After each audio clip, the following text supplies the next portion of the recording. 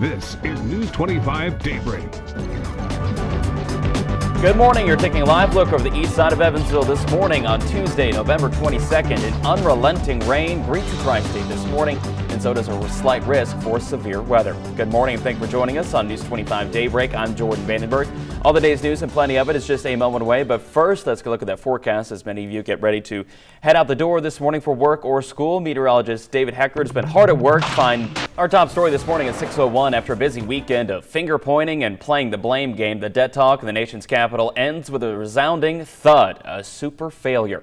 This morning, the Congressional Super Committee formed to handle the nation's rising national debt accomplishes nothing. A group of 6 Republicans and 6 Democrats were supposed to agree on a debt reduction plan of at least $1.2 trillion. The committee hasn't agreed on anything, even who to blame. Barring a miracle, the nation faces automatic cuts to military and domestic spending, including Medicare for early 2013. Other lawmakers around the country are expressing their disappointment in the so-called super committee. New York City Mayor Michael Bloomberg says everyone shares the blame. I don't know how you'd reach an agreement if you don't sit down at the table and talk to each other. And I think it's a failure.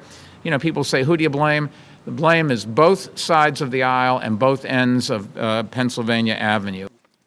President Obama says congressional leaders need to feel the pressure. We'll have more on this story in our next half hour of News 25 Daybreak.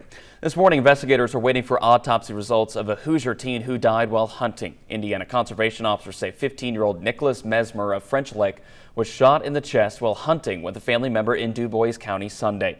Officers say the gun went off while it was being lowered from a tree stand. We'll keep you updated on this developing story. News 25 crime tracker at 6:03. An Evansville man is in the Vanderbilt County Jail this morning, being held without bond in connection with 2 cases of child molestation. Police arrested 41-year-old Stacy Keller Monday after 2 victims reported him to Holly's house. Investigators say Keller sexually abused the victims over the past decade. Victims say Keller threatened to harm them if they ever alerted authorities to the abuse. If convicted, he could face up to 50 years in prison. 58-year-old Larry Williamson is in jail this morning again for allegedly performing sex acts at a public park. Vanderbilt County Sheriff's deputies say they found Williamson sitting alone in an SUV at the Angel Mounds boat ramp Friday night. Deputies say he had a large amount of sex toys with him. But this isn't Williamson's first run-in with authorities. Back in 2008, police arrested him in Scott Park for a similar reason. And in 2005, officers found him in Mesker Park doing the same thing. Attorneys for an Illinois man accused of killing his wife will present their case in court this morning. Today is the second day of the trial for Shady Beatty of Albion, who prosecutors say beat, choked, and kicked his wife to death back in July. Officials expect the case to go to jury, who could reach a verdict later today. If convicted, he faces life in prison. This morning, McLean and Davis County leaders are working on a deal to house inmates and stray animals. McLean County could soon be able to house some of its animals and inmates in Davis County facilities. In return, the Davis County shelter will receive about $1,500 a month. Right now, Davis County officials say they have plenty of room to spare. Our staffing requirements have remained the same, even though the inmate population is lower because of the design of the facility. So no, I don't foresee any kind of strain or any extra duties or anything like that. Leaders from both counties are still working on specific details. It's still not known exactly how much money the detention center will receive for housing those extra inmates. Natural disasters don't discriminate between big cities and small towns, but those living in those sparsely populated areas are often better prepared for them. A new survey shows people who live in rural areas are 12% more likely to be prepared than those who live in urban areas, and even more so, 30% more likely to have a home evacuation plan. The survey also shows a regional difference. Numbers show people in northern Indiana are more prepared than those in southern Indiana. Thousands of shoppers are getting ready to hit the stores this weekend to find the deal of a lifetime, but police say criminals are also bargain hunters too. A busy parking lot at a shopping center like this is a common sight during the holiday season, but police say it's also a gold mine for a thief. Officers say leaving your gifts in plain sight, kind of like this, invites a thief to break into your car. They say in a matter of minutes, the thief could fill his own bags before moving down the parking lot looking for even more. A lot of times these guys who break in, it's on opportunity, and if they look in and they see that it's worth breaking in for, they're going to make that attempt. Officers say you can protect yourself by covering up your purchases with a jacket or a blanket. And just in case your gifts are stolen, call police right away with a list of what was taken.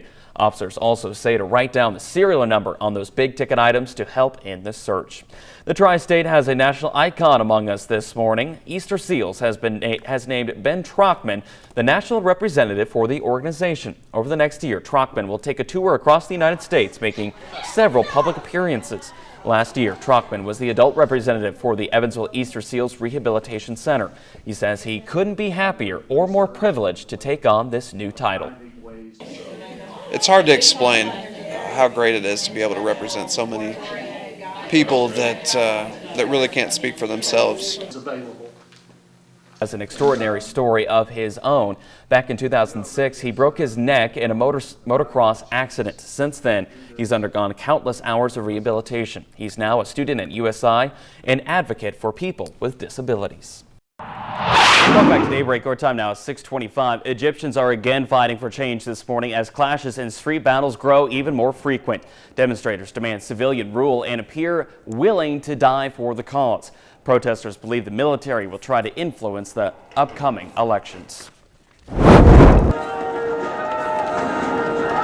And just to give you an idea of the chaos in Egypt right now, take a look at this video. Police and protesters are going toe-to-toe in the streets. You can see police failing to restore order, even pummeling that protester with their batons. Officials say nearly 24 people have been killed in this latest uprising. Police in the Netherlands believe a sibling rivalry turned deadly for a Major League Baseball player. Authorities found Seattle Mariners outfielder Greg Hallman stabbed Monday morning and were unable to save him. Investigators arrested his 22-year-old brother in connection with the murder. 24-year-old Greg Hallman appeared in 44 games for the Seattle Mariners last season and helped the Dutch win the European Championship back in 2007. The head of the new Greek government has his hands full this morning trying to head off an economic crisis. The nation could default by Christmas if it doesn't secure $10 billion of bailout money. The new prime minister will meet in Greece with other European leaders later today. Coming up on Daybreak, while congressional leaders play the blame game, several government agencies face deep budget cuts. How does the super committee turned super failure affect you? We have the answer coming up. And right to work front and center. The Hoosier State's controversial union-busting law pits Republicans and Democrats against one another even before the legislative session starts. Those stories plus the latest from the First Warning Doppler Weather Center moments away when News 25 Daybreak in its entirety comes right back.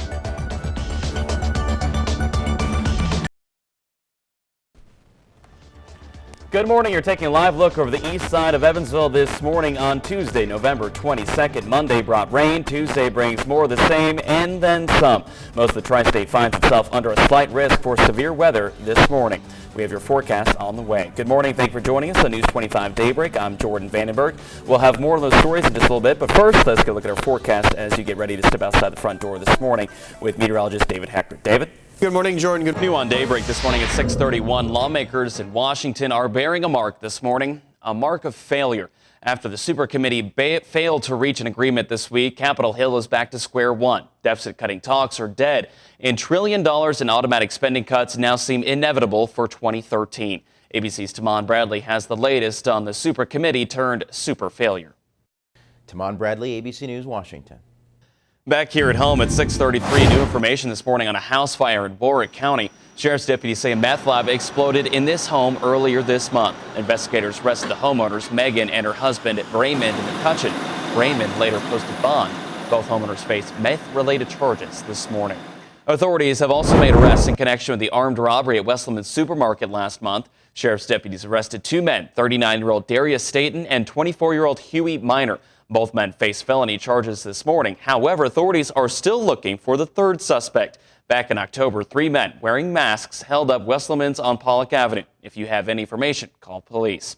Right now, Evansville police are also looking for burglars who broke into several businesses this weekend. Officers say the burglars broke into at least 2 businesses on one complex off North Green River Road early on Sunday morning. The burglars then broke into 2 more businesses at another shopping center.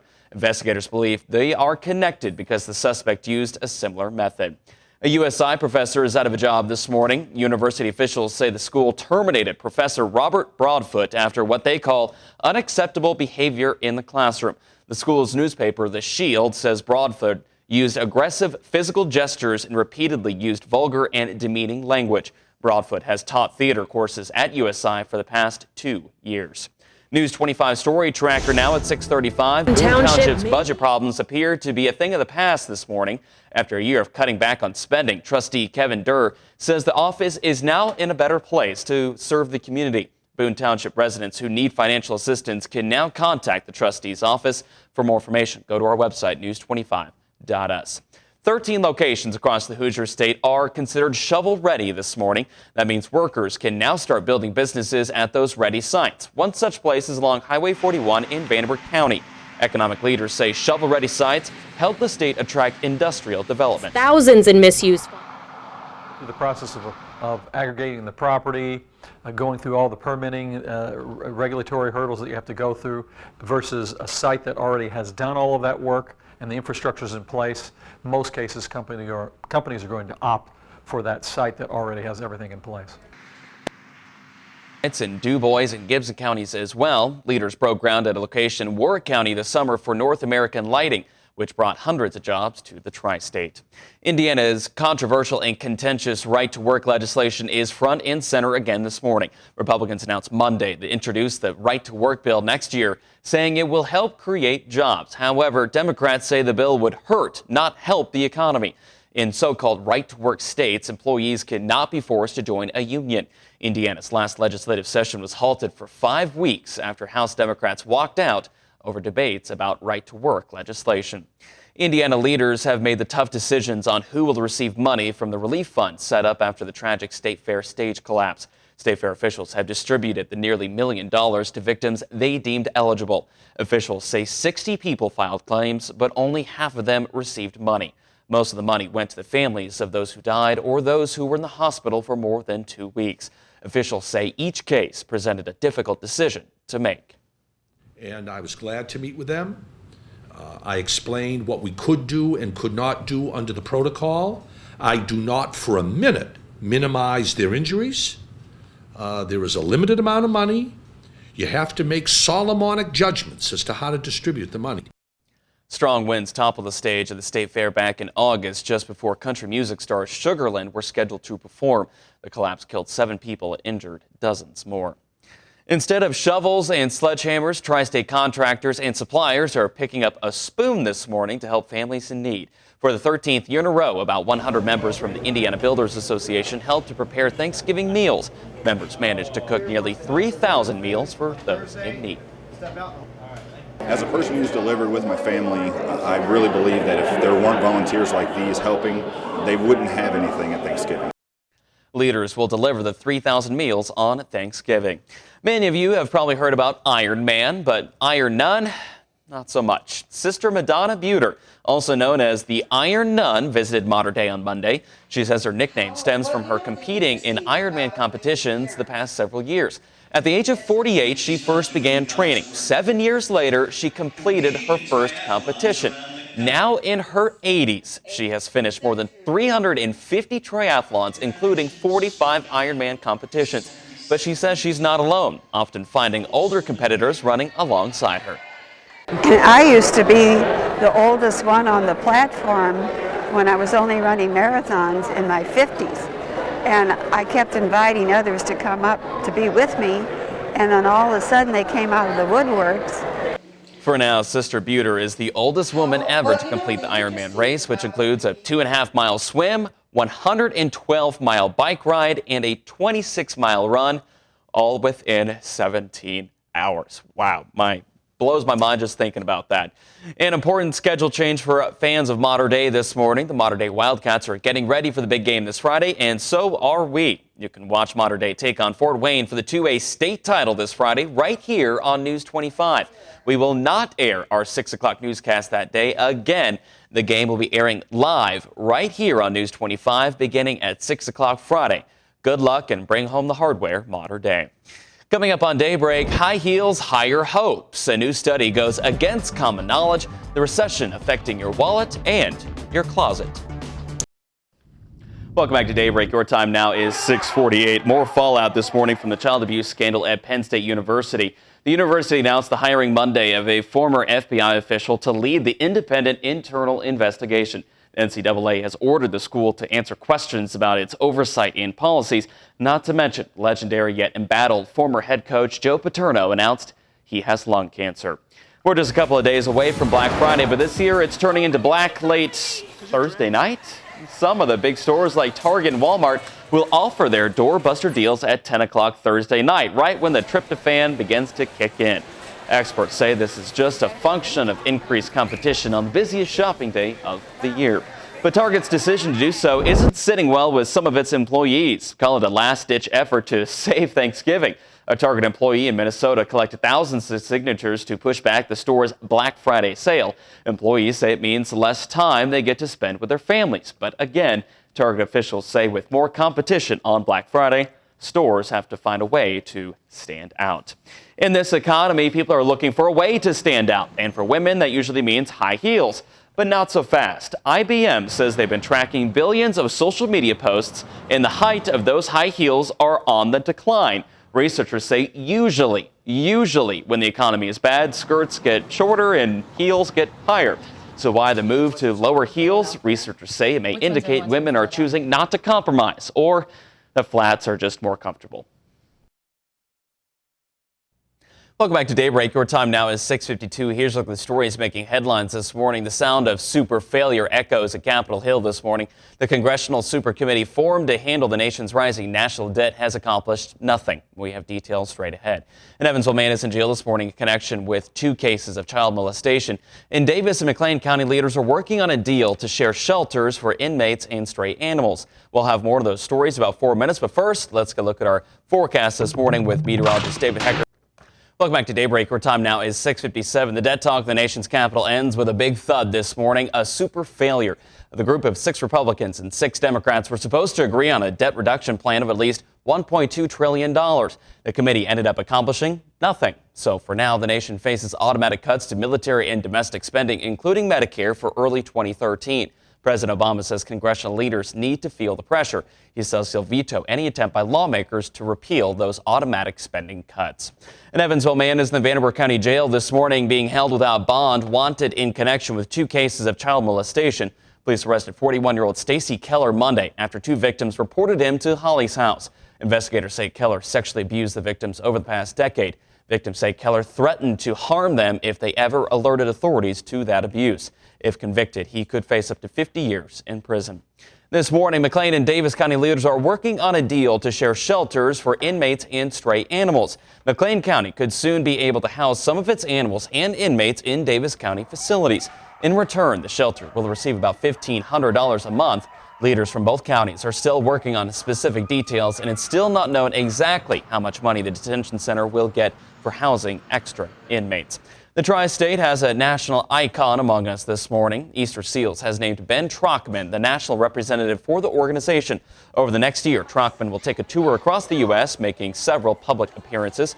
Trockman also has an extraordinary story to share of his own. In 2006, he broke his neck in a motocross accident. Since then, he's undergone countless hours of rehabilitation. He's now a student at USI and an advocate for people with disabilities.